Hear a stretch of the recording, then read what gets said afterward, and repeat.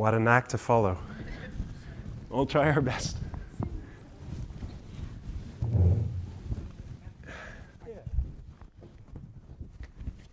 Great.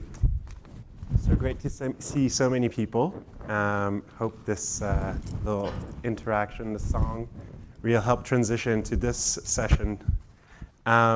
Let's start with maybe a little bit of background on each one of us. Maybe let's start with a little intro done by each person, 30 seconds to a minute, really like a short one, explaining our path and how usually people describe us to be contributing to climate leadership in our respective fields and position. So, woman first, who wants to start? Ladies first. Go ahead, please. Okay. You want to start, Tima? So I'm a professor at the Ivy Business School, and I teach and research strategy and sustainability. How do people describe us describe me in terms of climate leadership? I think probably in two ways. The way that maybe I'm more known is on the research side. I've been researching sustainability issues for, I hate to say, about 30 years or so. But on the teaching side, one of the things I'm most proud of is the fact that I've introduced sustainability in all of our programs except the EMBA program. So, and it's part of our core programming, except I guess PhD is still an elective. And I think, I'd like to believe that we've been really innovative in the curriculum that we have created. Amazing. All right. Sherwat? Sherwat Elwan Ibrahim. I'm Associate Professor of Operations and Supply Chain Management at the American University in Cairo. I'm also the Prime Chapter Africa Chair. So my journey began also in my discipline. Supply chain management sustainability has been a very active topic for the last 10 years, and that's where I began. I ran the MBA programs, the MBA and the executive MBA at my school. So I moved into that service area where you have that kind of, ability to integrate sustainability in the curriculum. We revamped our program, and we also introduced a lot of, components of sustainability in our program, similar to what I do in my course. We also, again, wearing the Prime Chapter Africa hat, I look to expand that kind of, sustainable learning, responsible management education into Africa. That's awesome. Thank you. So I'm Andrew Karolyi. I'm the Dean of Cornell University's S.C. Johnson College of Business. That's my current role, current title. I'm also a professor of finance, and I've been doing that for 33 years. My specialty is in the study of international capital markets. I work with asset owners, asset managers, including the corporates and the intermediaries. And that's been the research focus. I was, for many, many years, a straight down the middle mainstream finance researcher until I became the executive editor of one of the top journals, something called the Review of Financial Studies, which some of you might know. And I did that for 8 years. It's a very long time. Halfway along during that time, I received a lot of pressure from the community about the fact that perhaps a lot of the research questions that we were pursuing were not the most salient and relevant ones for industry. And I used to get that a lot, and it used to get on my nerves, because I was very proud of the research that we were publishing in these journals. At some point, I basically just got fed up, and I challenged some of those who were telling me about what we should be. I just said, okay, if you know all the questions we should be asking, tell me. And one of the ones was to, in fact, pursue serious, high quality research on climate and climate finance. And this is about 7 or 8 years ago now. And I thought that was just absolutely the right thing to do. And it was exactly the right moment to do it.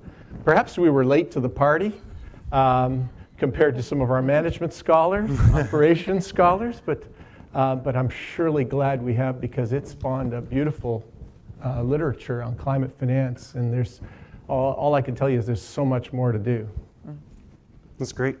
So briefly about me, I went to McGill University in Montreal, Canada, studied sustainable business management, graduated a few years ago. And basically when I was in school, I was the president for 3 consecutive years of the student club dedicated to sustainability within business school.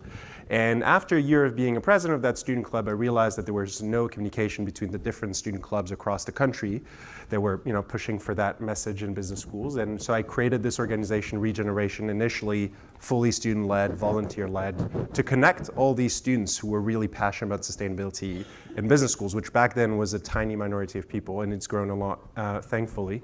And we really wanted to learn from each other, to learn best practices of how to create change in our local schools, but also advocate together. And so then the pandemic happened. Everyone was talking about building back better.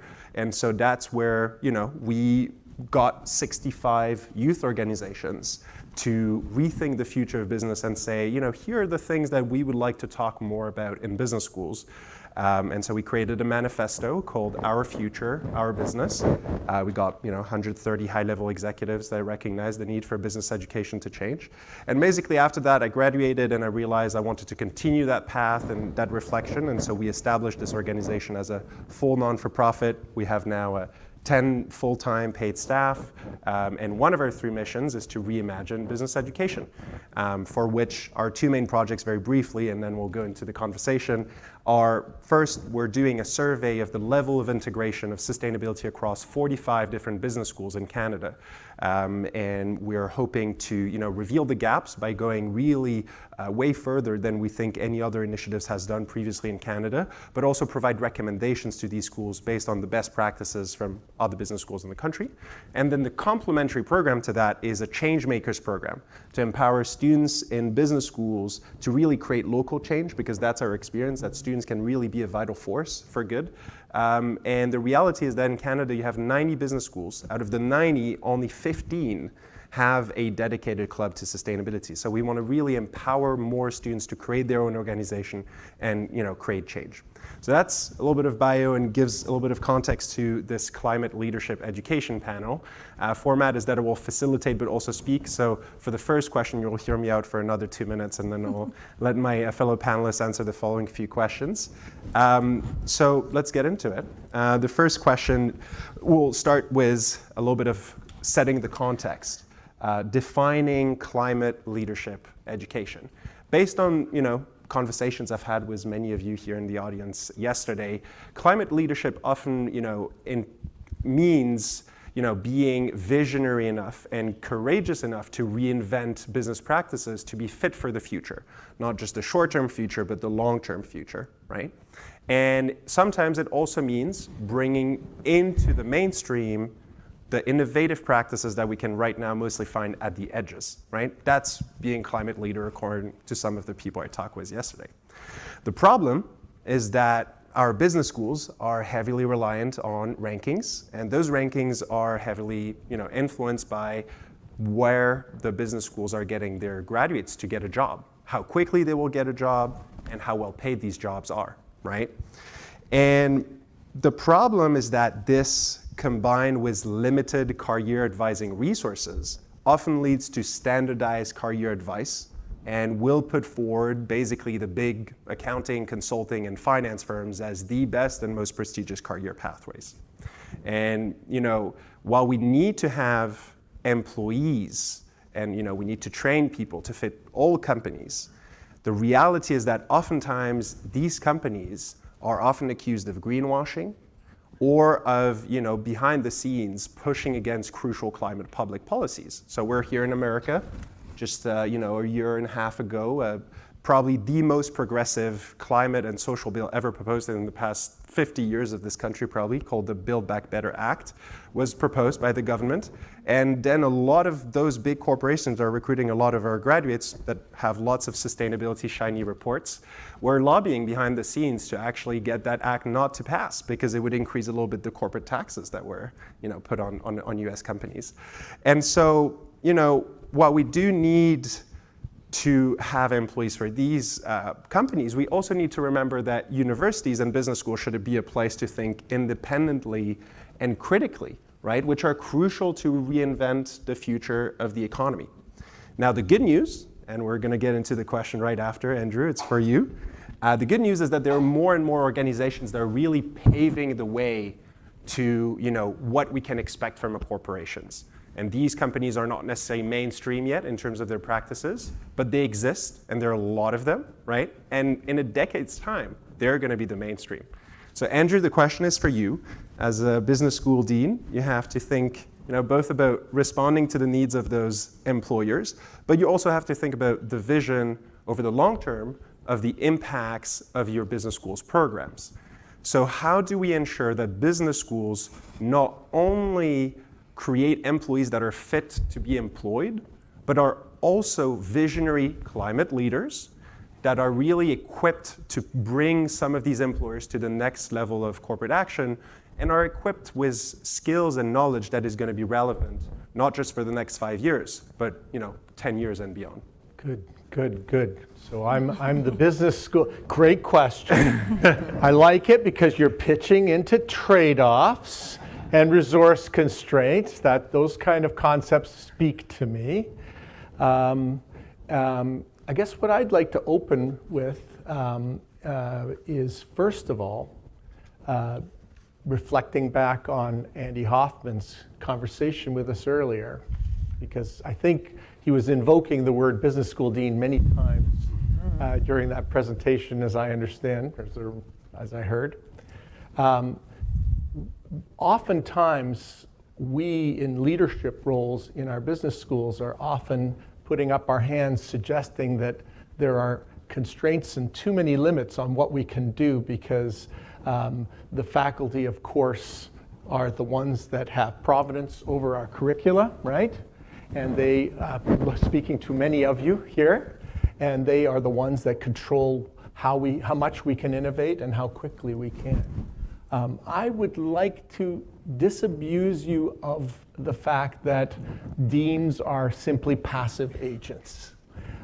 Deans in business schools all over this world actually have many levers of control. And they can actually use those levers to create incentives for action. So let me that's just my frontage for my answer. I guess I'm going to add a little bit more, which is, and this is going to feel like I'm challenging the premise of the question. So forgive me for that. That's okay. And that is going to be that what I have seen firsthand in the business schools I'm affiliated with, my own schools, alma maters, as well as the current one that I'm privileged to lead, is that the students, like yourself, are exhorting change. And in fact, I would add, again, to challenge the premise of your question, employers are very much asking about unique skill sets with respect to sustainability leadership. Students who are not just the future iBankers or consultants, management consultants, but ones that are conversant in what the challenges are before companies all around the world. There are many challenges that lie before them in crafting those what did you call them, shiny stewardship reports? Yeah. There are ever increasingly more pressures from asset owners and asset managers for those to become more streamlined, more transparent, more actionable, and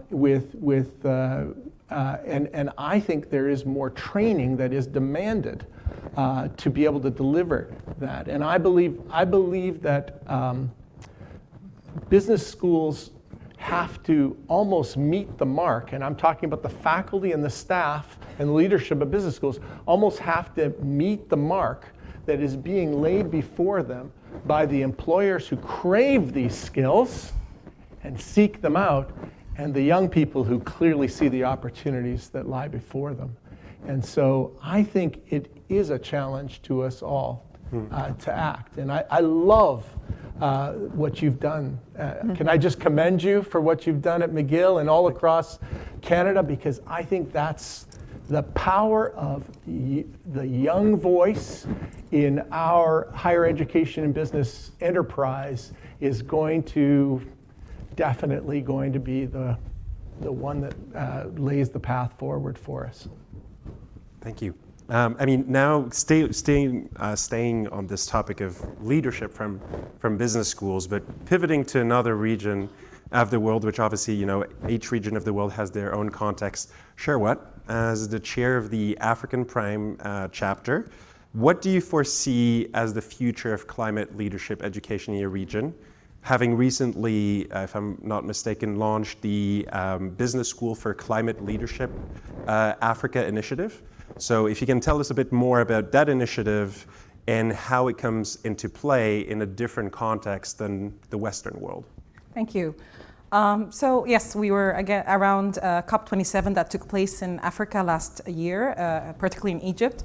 My dean and his dean friends, very enabled dean friends, came together to launch this initiative that was initially modeled after Business School for Climate Leadership Europe, which in COP26, 8 competing business schools from European universities that usually would not come together, came together to promote climate leadership. So again, thanks from Ita Morsing and Prime Chapter Network, we were able to very, with great agility, mobilize resources and have physical presence and virtual presence for 6 deans that came together to discuss, promote, candidly talk about the issues related to climate leadership in Africa.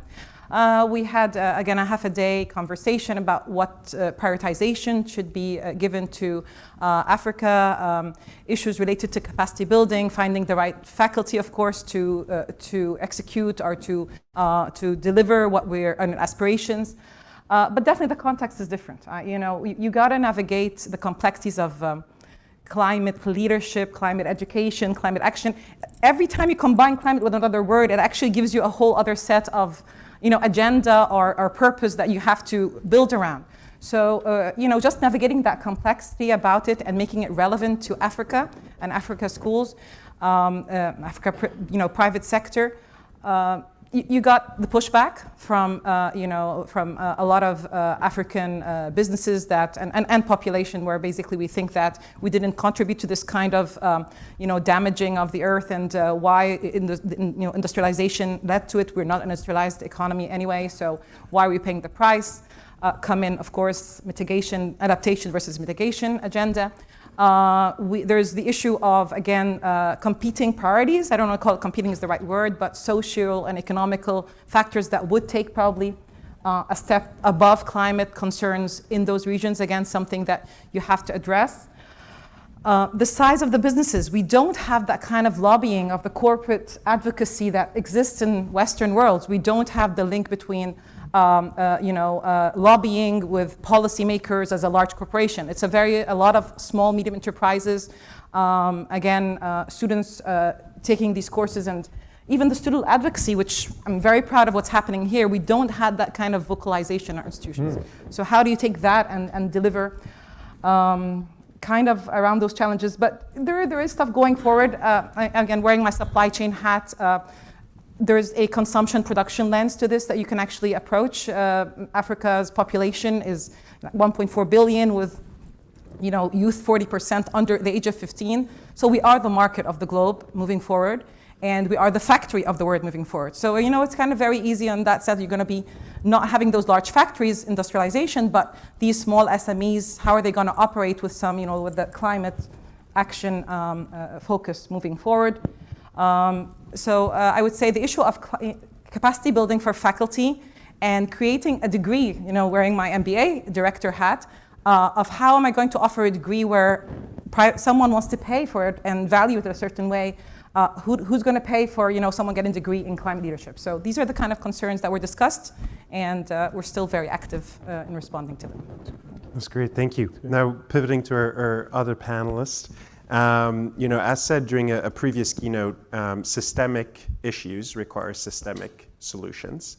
And it's clear more than ever now that to solve the climate crisis, we're going to need, our leaders, our climate leaders, to think about other issues than the climate dimension of it, right? Like wealth inequality, the biodiversity crisis, and many more.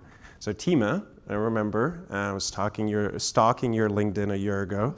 And before the COP15 conference happened in Montreal, you had shared a LinkedIn post that was really, it was a graph that was showing how too often people in sustainability think in a siloed way and will oftentimes spend a lot of time focusing on the most visible and the most popular issues, right? And obviously climate change and CO2 emissions have been really dominating the conversation.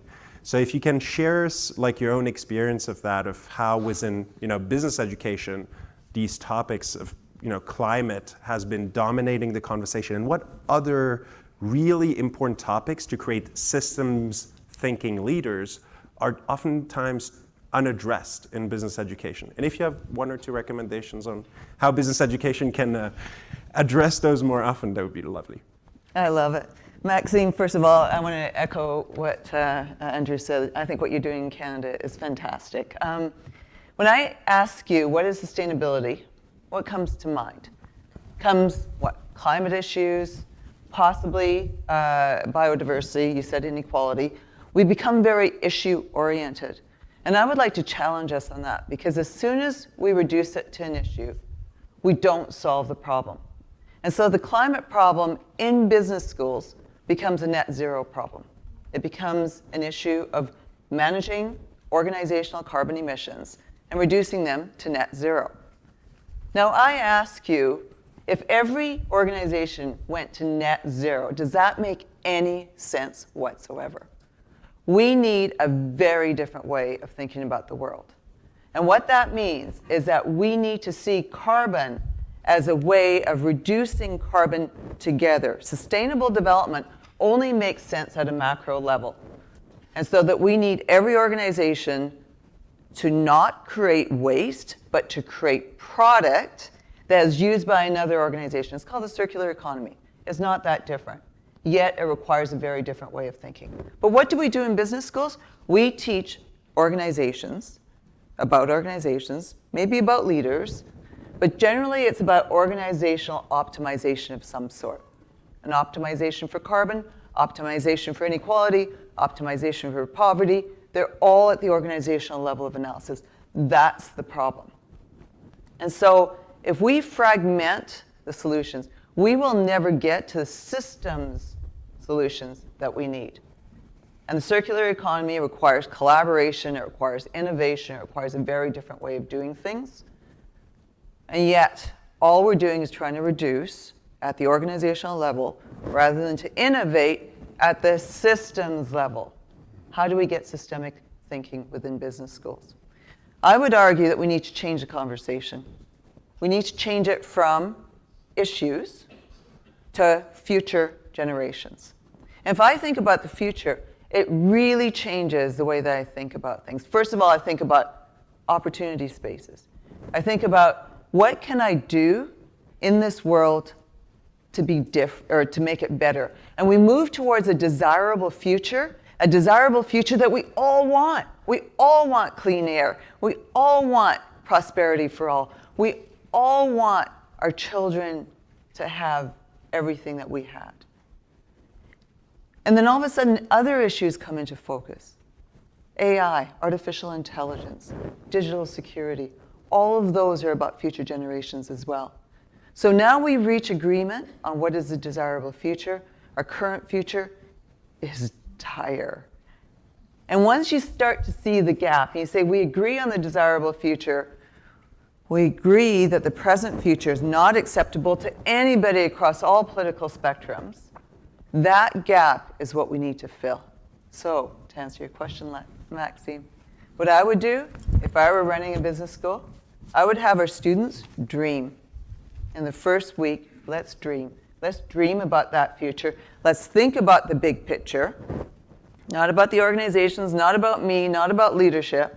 Let's think about that world, achieve some consensus on what that vision can be, because we will reach that consensus, and then spend the rest of the time that we're in the business school going back and forth across levels of analysis, seeing the big system, seeing our role in it, seeing the big system, seeing our role in it. We have then moved sustainability away from being a political issue to one that says, how can we work together for a prosperous future for our children? That's great. Great answer, Tima. Thank you. Andrew, now going back to you. To train, because You want me to follow that? No. No, back on what you were saying in your intro about how you shifted careers and started embracing climate finance. The following question is more for you. To train the next generation of leaders, we need to continue being thought leaders ourselves, right? To pretend to be able to train the next generation in our own respective fields and positions. So how do you regularly reevaluate your own knowledge to stay up to date with the evolving ways? My own? As a Or professor, as a leader? as a dean, as a professor. Oh, okay. How do you reevaluate your own ways of understanding and solving the climate crisis? Well, so I could answer that on several different levels. I guess I think about this as taking responsible action. That's the R, isn't it, in Prime? It's each of us as individuals, whatever roles we play in our respective organizations, I think we all have to take responsibility to achieve this dream, this utopia that we all seek, and through which we channel our energies as educational leaders in higher education and business.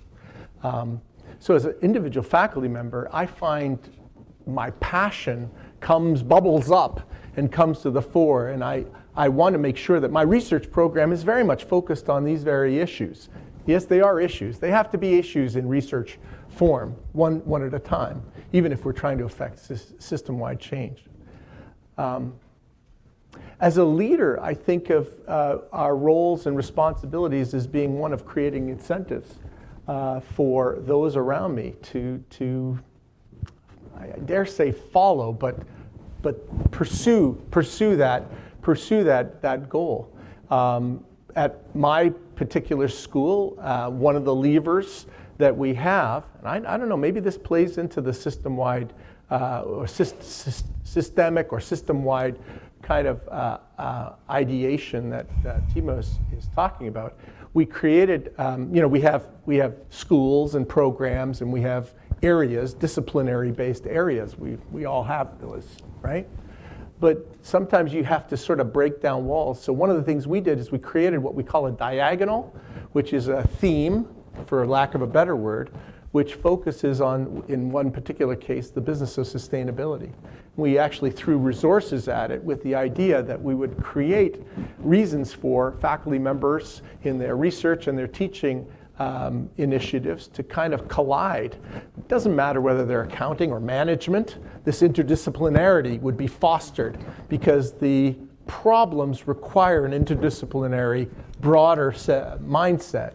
I don't think we're unique in pursuing those kinds of strategic investments. I know many schools do that. And if they aren't, and you're going to go back to your respective leaders in your schools, you might encourage them to think like that, because I think that's the way we can only tackle these acute global problems, is with an interdisciplinary mindset, and one in which we're sort of rowing in the same direction, looking for the answers to the big questions. Great. I see the time is wrapping up. We'll go 1 minute, 30 seconds over time just to get one last insight, 30 seconds for each one of us to inspire the people in the audience to act. What is one thing that you feel related to climate leadership education has not been advancing fast enough? And if you have any solutions as to, one call to action regarding that, can be specific to your region or beyond. Me? Everyone is going to have... Jump in.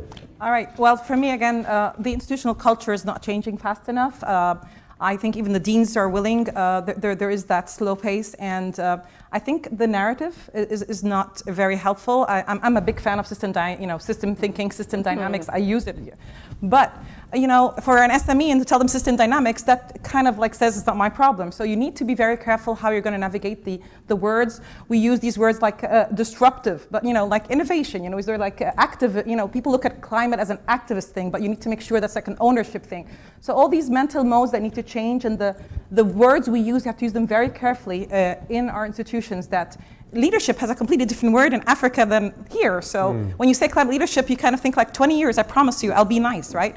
So how do you actually move and make sure that you begin at all levels, from that young ownership to mid-level innovators to responsible executives or policymakers who will become aspirational, transformational leaders, right? Then, but the journey is what matters, and that narrative has to change. That's great. Thank you. Tima, do you want to go next? I'm afraid I'm not going to tell you anything profound. And it's really, to me, the answer is in our students. And the reason why I'm so excited about PRIME is because it's management education. And if we can activate the few activists among our students, then we will create change. Because they're the ones that are going to be doing exactly what Maxime and others are doing as part of our constellation. So my answer is, if you can inspire just a few students, that's what's going to make the future different. And giving them the resources to do that change. Angie, you were going to? Yes, and I would love to see much more recognition for those who are within our respective business schools, management schools, educational units. More rewards, recognitions, and support for those who want to actually take that initiative and push the agenda forward. And I'm going to make an affirmative commitment, I guess as a board member of PRIME, That's right here. Vice chair. and vice chair, Begins here. incoming It vice begins chair, here, that I'm going to be taking those actions in my own school, and I expect you all to watch what I do and what I don't, and you should hold my feet to the fire. Call me out. Love it. I'm not going to do it. Great. Well, we're going to wrap it up here. Thank you so much for attending. Well done, Max. Thank you, well done. You're awesome. Thank Yeah. you.